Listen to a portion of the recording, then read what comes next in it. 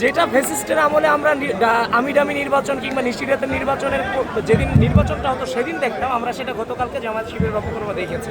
সুতরাং যা কিছু পাওয়ার মানে সুযোগ এদের ছিল, গতকালকে এটা শেষ হয়ে গেছে, এটা আপনারা ইতিমধ্যেই দেখেছেন। আসলে এগুলো নিয়ে কথা বলার প্রয়োজন নাই। এই বিষয়ে আপনারা কেমন সজাগ আছেন একটু যদি বলতেন। আমরা সজাগ আছি বলেই তো আর এগুলো করতে পারে নাই, ওরা তো সবখানেই খাইছে।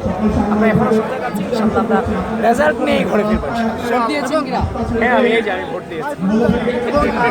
কত বছর ধরে আসলে ভোট দেওয়া হলো?